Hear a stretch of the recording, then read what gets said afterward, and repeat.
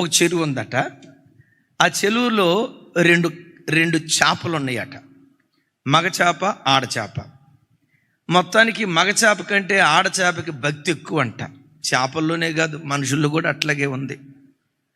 ఆడచేపకి చాలా భక్తి ఎక్కువ అంట. చెరువులో నీళ్ళు అయిపోతూ ఉన్నాయి. ఈ మగచేప పదే పదే కలవరపడతా ఆడచేప దగ్గరికి వచ్చి అంటదట, చెరువులో నీళ్ళు అయిపోతున్నాయి, ఇక ఇవాళ్ళు రేపు బెచ్చవాడు వస్తాడే, వలేస్తాడే, మనల్ని పట్టుకొని పోతాడే, వేసుకొని మొక్కలు చేసి కైమ చేసి తింటాడే, అయిపోయిందే మన బతుకు.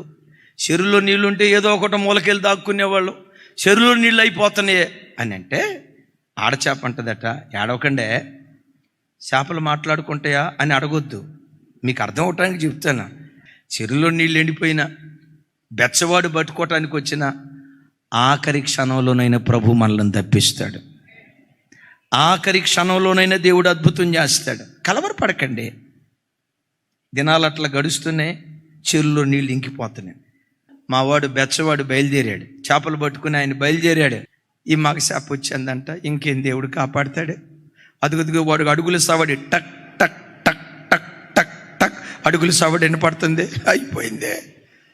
ఏడవకండి, దేవుడు ఉన్నాడు, ఆఖరి క్షణంలో ఉన్న దేవుడు కాపాడుతాడు అనే లోపు బెచ్చవాడు రానే వచ్చాడట, వాళ్ళు వేసాడంట. విచిత్రం ఏంటో తెలుసా, ఆ వలలో ఏ చేపలు పడ్డాయో లేదో తెలియదు, కానీ ఈ 2 చేపలు పడ్డాయి అంట. ఇంటికి తీసుకెళ్ళాడంట, ఆ బండ మీద వేసాడట. భార్యతో చెప్పాడట, గళ్ళుప్పు తీసుకొచ్చి చేపలు బండకేసి రుద్దేశాయి, కత్తిపేట తీసుకురా అని చెప్పాడట. మగచేప అంటదట, ఉప్పు కూడా తీసుకొచ్చిందే, అయిపోయింది మన పని. దేవుడు దేవుడు దేవుడు కోరుకోండే, మనం ఆరాధించే దేవుడు ఆఖరి క్షణంలోనైనా అద్భుతం చేస్తాడు.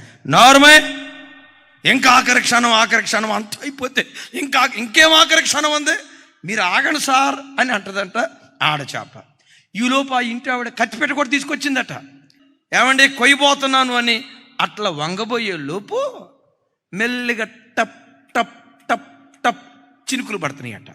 ఎప్పుడైతే చినుకుల శబ్దం వినబడిందో వెంటనే ఈవిడ అయ్యయ్యో బాల్కనీ మీద బట్టలారేసాను, అవి తడిసిపోయేటట్టున్నాయి అని చెప్పి అడావుడిగా పరిగెత్తుకుంటా బాల్కనీ దగ్గరికి వెళ్ళి ఆ బట్టలు జరుదుతా, పావు గంట సేపు ఆ బట్టలు జరుదుతా ఈ చేపల దగ్గరికి వచ్చే లోపు విస్తారమైన వర్షం వచ్చింది, ప్రవాహం వచ్చింది. ఆ ప్రవాహంలో ఈ 2 చేపలు కొట్టుకొని పోయినాయి అంట.